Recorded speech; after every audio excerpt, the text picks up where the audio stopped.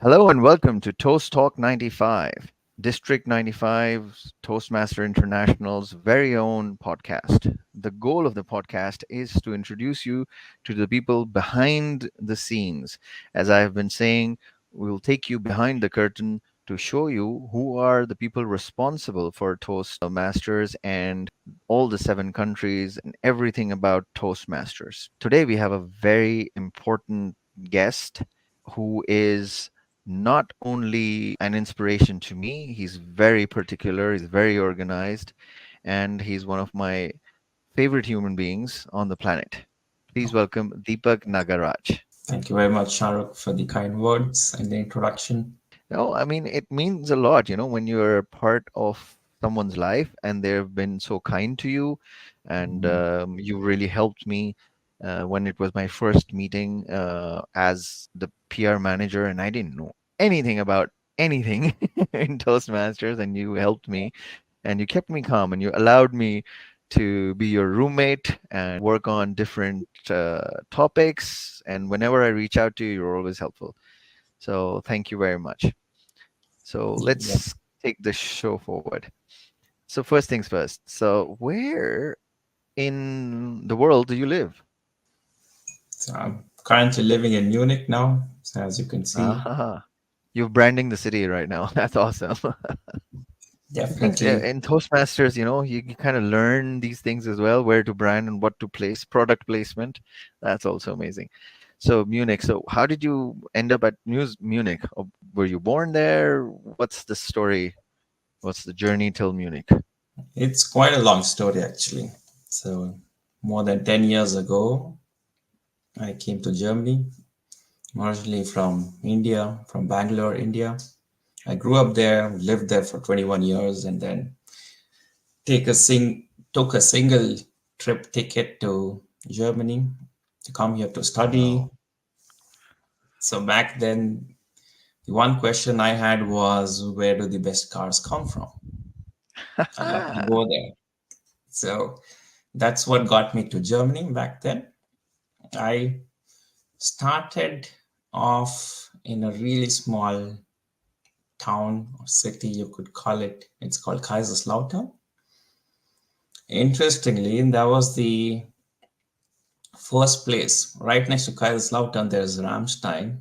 So that's the biggest US military base beyond mainland USA. So Wow. that's where the first Toastmasters club in our district started, probably during the World Ah, War time or so. It came with the US soldiers. So that's where I came first to study.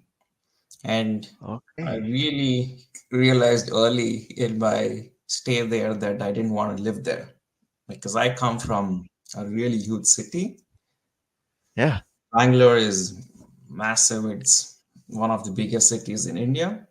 And Kaiserslautern had just 150,000 people living there.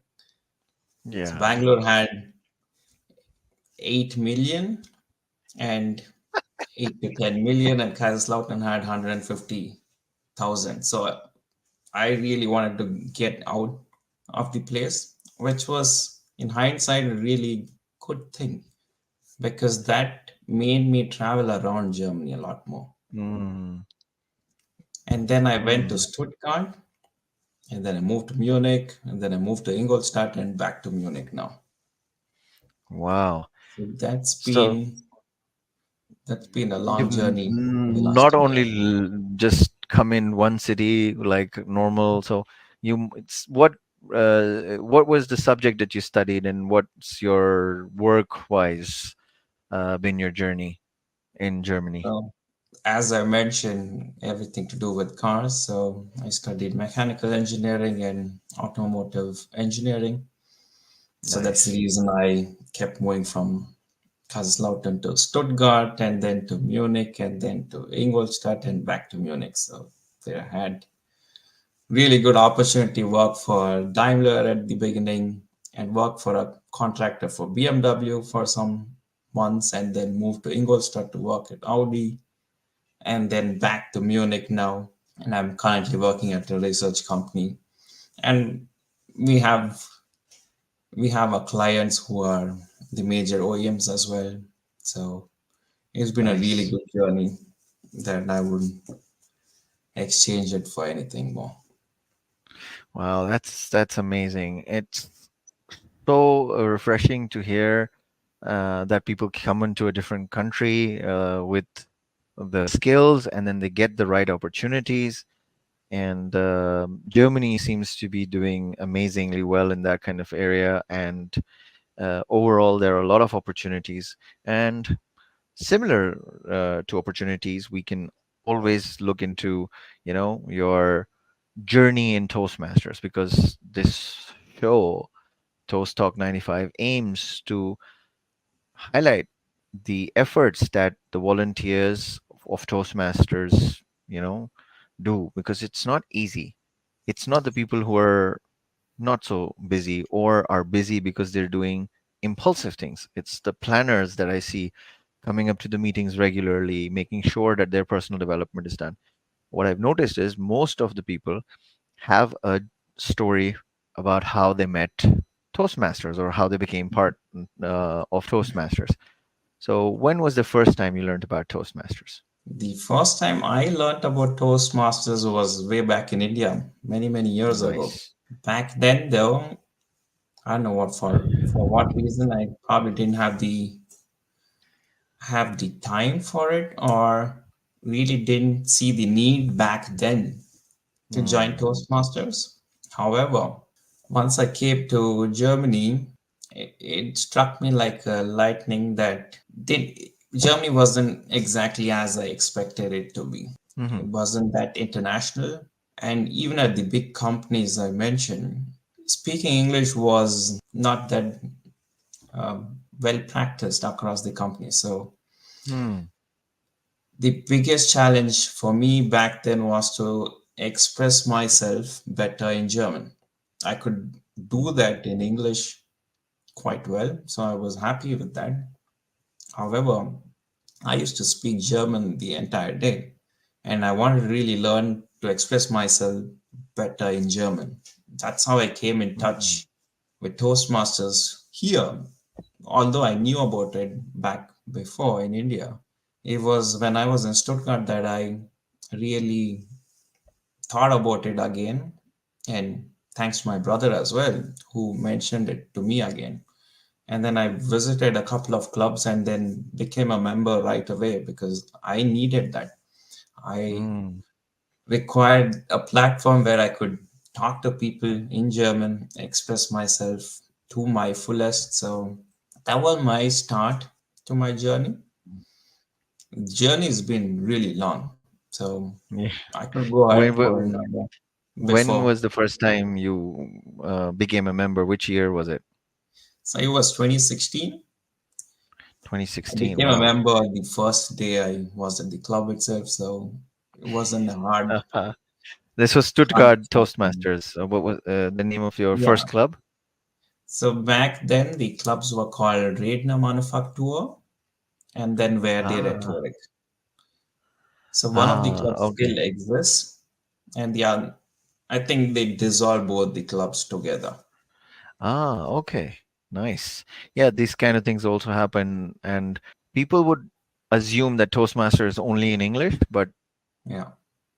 my journey, just highlighting in Karachi, was also the same thing. I was there, I knew I was a public speaker already, and I was like, Mhm. yeah, I'll get around to it sometime.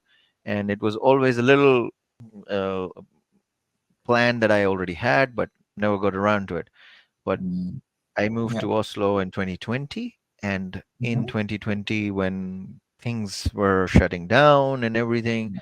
and when they opened, things Yeah. were very difficult, because as Mm. soon as we felt that okay, things are going to get better, then the Yeah. Ukraine war, and then Yeah. these kind of things. So Mm. Toastmasters gave me an opportunity in 2022 to just start connecting with the people, and Yeah. I'm really passionate about personal development, Mm. Yeah. and it's an English club that I'm part of, but Mm. now I'm a part of the Norwegian club, and you get to practice. It's a safe Yeah. environment, because Definitely. learning a language, also requires you to have an environment of support where people Mm, would accept your broken language. English yeah, is not my first language, and we're yeah, already in another language. On top of that, when you want to be localized, you want to be energized with the people around you, mm, and it's a form of, I think, better expressing yourself, as you said, when you yeah, learn another language, and mm, especially in your work life. yeah. So that's helps a lot. So thank you Mm, for sharing your journey. It reminded me, I reminiscent about my own journey there. So, and you've already answered that how long you've been. So it's 8 years. That must have been. So you joined the first club, and then mhm, have you had other roles that you've taken on in different yeah. clubs? Mhm. What kind of roles were they? Interestingly, back when I started in 2016, I I stayed there for a few months and then I moved to Munich. However, during the few months I was a member in the two clubs there, I had really good contact with all the people there. So I moved to Munich and then moved to Ingolstadt a few months later again. And I was that was in 2017, and I was really shocked to notice that there was no Toastmaster club there. Okay. So that was interesting. However, I really wanted to be part of Toastmasters. So I went looking for the contacts I had built back in Stuttgart. So they pointed me to the right people, the division director back then, Carla Fivan. So I got in touch with these people. So apparently there was already an initiative started in Ingolstadt. However, the Toastmaster living there had moved away from Ingolstadt already. So there was an empty, so as to say, a Facebook page there existing. So I did write a comment there and then get in touch with the right people, thanks to people Mm. back in Stuttgart who helped me out. And I got in touch and then mentioned, I want to do something here. So let's do something. So that's when I came in contact with the people here in Bavaria in the Division D. Back then it was Division I, and our district was much Mm. bigger. And it was so important to come in contact with the right people at the right time. They were excited to meet me as well. They said, we've always seen this issue here, that there were plenty of clubs in Munich back then as well, plenty of clubs in Nuremberg back then as well. And Ingolstadt is right in between, about 75 to 100 kilometers apart from Nuremberg and Munich. So, right in between, and it had no club.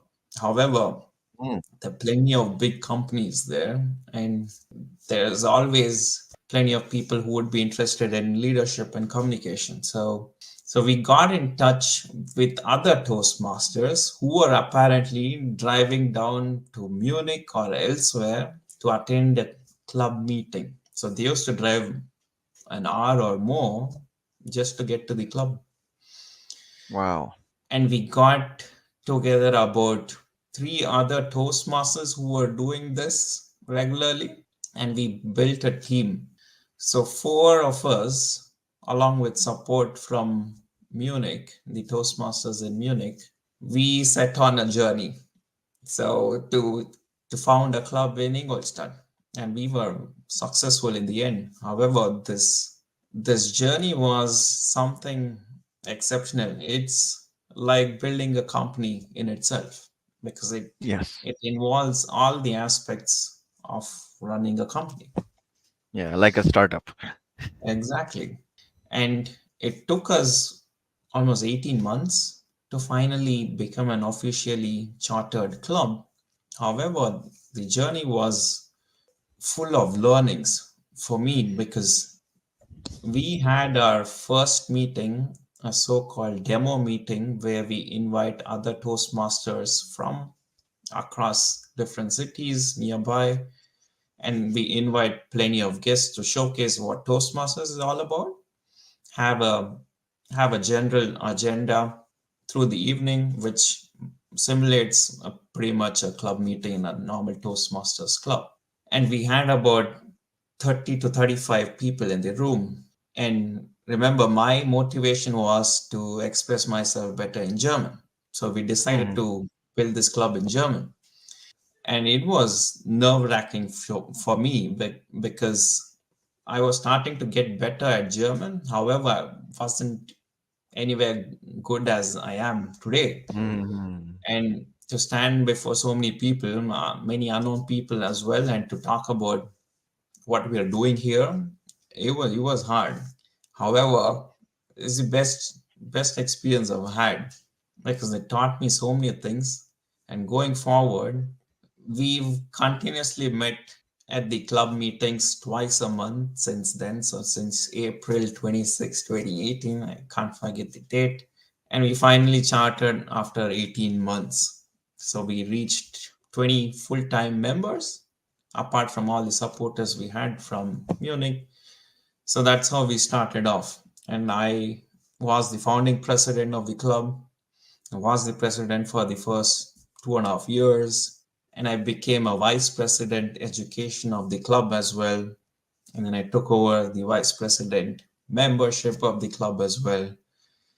And that's how it all started. And mm, along with that, I had plenty of other roles as well, which took me to new horizons actually.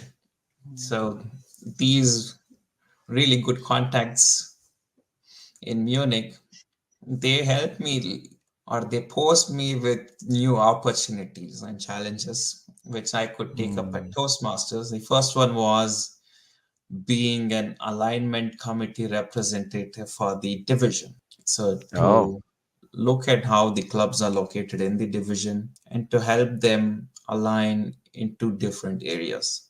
So that was the Mm, first contact I came with the district office, so as to say. And who knew the next year I had a bigger challenge. Stefan Cruz, the district director back then, he called me up and he said, the administration manager role is available. Would you like to do that? I mm, said, wow, sure. Because at the same year, mm, I was running for the division director's role back then itself. And mhm, I lost by a small margin, and it was really good experience as well to compete for a role as well and to campaign mm. for it. And it was a really nice experience. And I'm glad that I had all those experience at Toastmasters before I would have it at my workplace. Right. So the year went into becoming the administration manager, and it gave me a whole new perspective of how Toastmasters is run, how the district works, and to get a glimpse behind the scenes as well. Mm. And No, it's very, very interesting because different roles, as you mentioned, in the clubs and in the district, help you mm, grow. yeah, So you're in the clubs, and then somebody notices you, offers you, but you're also going for elected position. For those of mhm, you who are watching it for the first time and you want to learn about Toastmasters, if there are more than two people, first of all, you have to apply. You have to give an interview. It's not just that I want to do this and then they say, yes, go ahead. It's not like that. They do evaluate your skills, your personal experience. Sometimes they identify and they call you and tell you, or you go for a team a meeting and say, hey, the district is here in Oslo. And then you meet up with them and they say, Deepak was there. And they say, well, why don't you try for the PR manager? It's like, okay, fine. I didn't know. Now I know. They were like, whew, thank God we found someone. But I know for a fact that being part of the core team, which is the administration manager, it's not easy. There are a lot of things. And one of the things I should appreciate Deepak for is that he started the newsletter and the as the administration manager, and it still continues, and it mhm, keeps the all the members informed about different uh, happenings. Like, for instance, let's plug it in, as they say. We have the district conference in Duisburg, Germany, May 10th to 12th. This is where we crown the German champion, and we have the district. champion for English, who then progresses to the international speech competition. And it's going to be amazing this year. We've already sold nearly half of all the tickets. So we should book the tickets as soon as possible. And let's see if Division D it wins or, or not. Because Division D is according to my information, is the most populous and the most number of clubs. And I know that it's not easy being a division director. So you've have this role. So Yeah. what's the most fun thing that you did as a division director this year? Just to Yet. point it out before, Sure. the newsletters was started by Stefan Groos when he was the administration manager a few Ah, years okay. before. We managed to reach a lot more of the district officers on a weekly basis, so to give them pointers to look at, okay, what they would be looking at this week, what are the to-dos, and so on and so forth for other club officers and members in general. So Coming he back lit the to, torch and you yeah, took it forward. Ah, yeah, okay. it was 2 years down the line, then I carried that forward as well, along with plenty of other tasks. So coming to your question now regarding division director's role. So the division director manages a team of area directors and other supporters for the division's operation. And thankfully, I was an area director last year as well. So I could see what the role of the area director is exactly. So in the end, we are there to support all the clubs in reaching their potential, their excellence, and to look for potential opportunities where we can found new clubs. Hmm. So, so Division D, as you mentioned, is huge. It covers the entire region of Bavaria, including the city of Ulm. So we've got currently 29 clubs and more than 600 members. So Wow. that's a lot of clubs. So we've got That's six like area directors. 45% of District 95. Yeah, that's big. It's big. And Yeah. and six area directors who are there to support all these clubs. So I've I've tried my best in supporting the area directors to kind of understand what are they in it for, why are Hmm. they doing this role, and to support them wherever possible to achieve that. Hmm. It's definitely a long journey, and we're still on the journey. And you get to work with and to manage people of different strengths and weaknesses. So, six people, each one of them is different. The way we would have to communicate with them is also different. Yeah. So, I've learned a lot in that direction. And to always focus on what are we in it for together, and to never lose sight of it, and to focus all our efforts whilst learning our individual needs or Hmm. goals so that we achieve what are our goals together. So Yeah. that's been a lot of good learning to keep that goal always visible and to keep going for it no matter what discussions we end up in.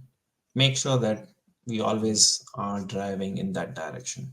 That's amazing So, learnings. Thank you for sharing such amazing learnings.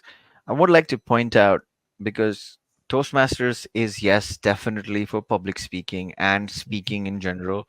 I've heard stories where communication improvement has helped relationship improvement of Toastmaster definitely. members. That's Mhm. one example. The Yeah. other example that you gave was it's like a startup when you're starting a new club. Mhm. So you need to Yeah. do a lot of personal marketing for Toastmasters, the Mhm. benefits, and then what you have done, which is very unique, and I have learned from you as well that we should take that risk, is go and become a member of a club which is in your target language. If you're learning that Yeah. language, Mhm. because speaking and communication is a different subject than the Yeah. language. You may Yeah. have all the words in your particular language, but how to Mm, deliver them, how to emphasize on them, and how to take it to the next level, that's where mm, it's a little different. And yeah. it's the small little differences that make the big impact. And another thing I noticed about you is that you've taken a lot of leadership roles as well, Yeah. which is very different from the traditional roles. You've taken on responsibilities which has helped not only, I think, the clubs, but the Mm, district as well, the people you work with, yeah. because doing this as a volunteer, Mm, it's not easy. yeah. And I'm sure you must have. You do you enjoy this? I mean, I understand people always wonder that. What do you mean? So you're doing all of this work, which sounds like a job, but you're doing it for Yeah. free? Yeah. So it seems like i- being a volunteer in Toastmasters, for the non-Toastmaster world, it's like, Mm, why are you doing this? So yeah. the question that comes to my mind for you is, what do you get out of it as a volunteer? Yeah. Like mentioned, communication is one thing that we focus on, and communication on different levels is what we learn and what makes Right. us leaders in different aspects. So But my as vibe, volunteers, yeah. as a Mhm. volunteer, you're not getting much. You're paying for the membership. Yeah. Mhm. You were paying your time, which you could have just easily watched a lot of Netflix and HBO. And why not promote everybody? Maybe they sponsor us. I don't know. No, they'll never sponsor us because we take them Mhm. away from the streaming, and then we want people to come in Yeah. physically or get online and practice their public Mhm. speaking. But being a volunteer, Yeah. what do you get out of it? I mean, what's not only just the communication, but Yeah. is it does it make you happy? Definitely. It definitely makes me happy. It gives an exceptional experimental ground Aha, to that's practice every skill you've learned before you implement it in your real life.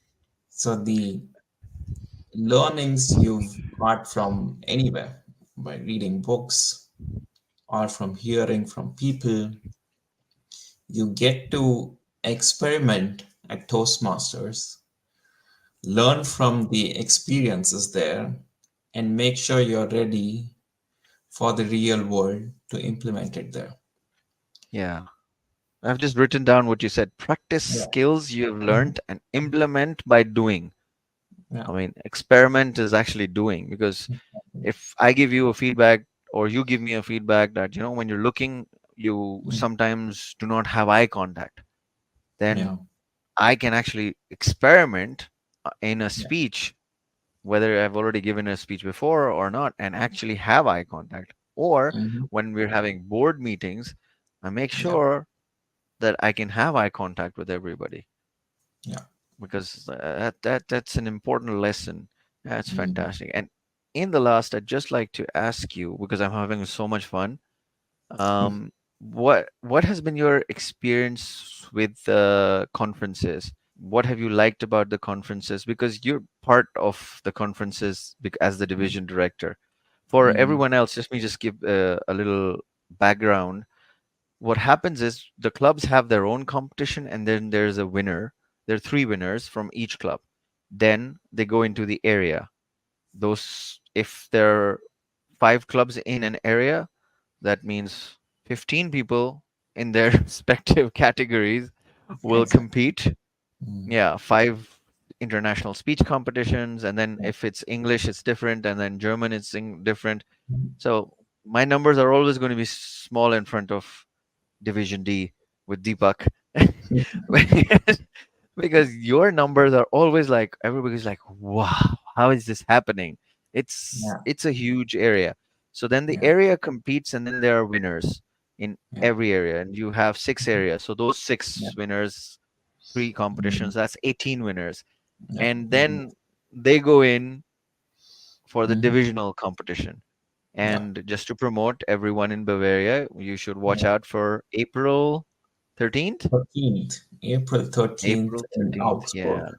yeah, in Augsburg. Yeah, it's one of the biggest days for District 95 because there are out of the 8 divisions, a Yeah. lot of divisions are having their Hmm. divisional finals, and we will have 8 winners in each of the 3 categories, and Hmm. no, actually more than 8 winners because that's just the English one, and then the Yeah. German one will Hmm. also be there, Yeah. and we go for the district.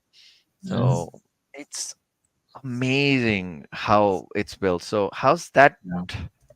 been coming up? Because April 13th is right around the corner.